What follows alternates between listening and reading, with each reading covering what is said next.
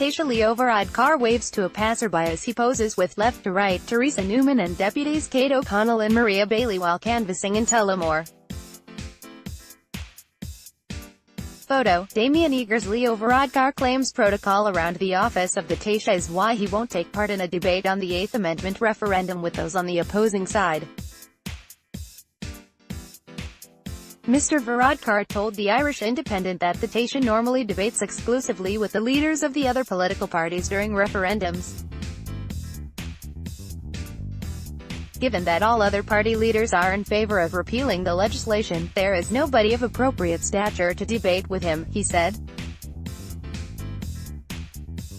I haven't done any of the TV debates because there's a protocol around the Taoiseach's office.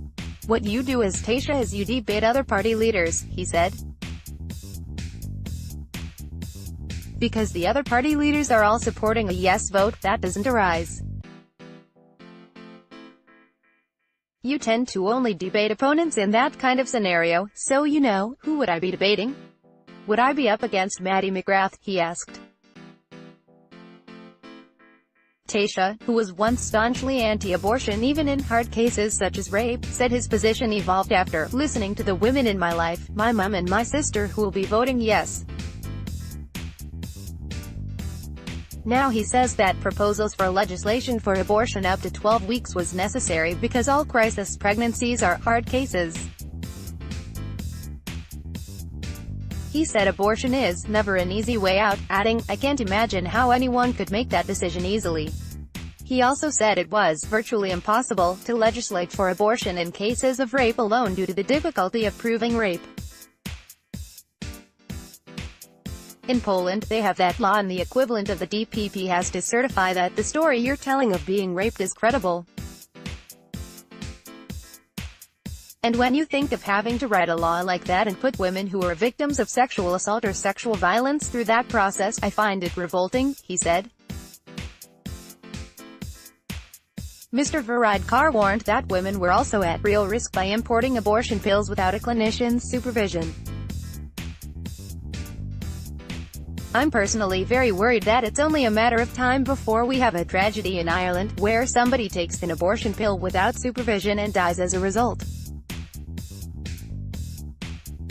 If you vote no on Friday, we wash your hands afterwards as if we are somehow not responsible for that. The penalty for abortion in Ireland is 14 years in prison, and although there haven't been any prosecutions, Mr. Varadkar warned there could be.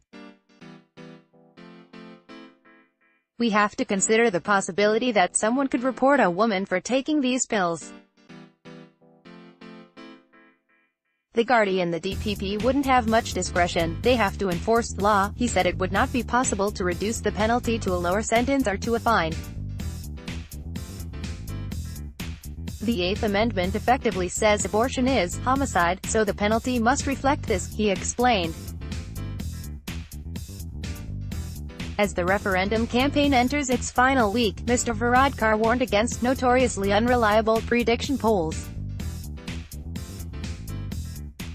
In the Senate referendum we were well ahead in the polls and it didn't happen. Latest polls say that the repeal side is in the lead, albeit with a narrowing margin. And the result in the marriage equality referendum was much narrower than anyone had anticipated, he said. He believes the no side will turn out in big numbers as they're very motivated.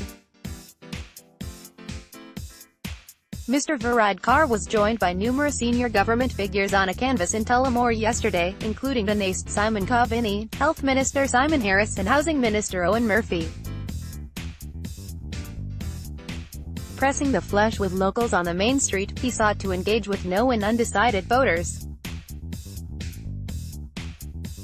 On the occasions where he made little impact, it was left to pro-choice aficionados Kate O'Connell and Senator Catherine Noone, who chaired the Oireachtas Committee on Abortion, to make the case for repeal. Confirmed no voter Ronan Brennan said that when it came to the so-called hard cases, we are only talking about 1 in a million, adding the proposed legislation was too far-reaching. As the Taoiseach moved on, Ms. O'Connell and Ms. Noone swooped in to make the case for repeal.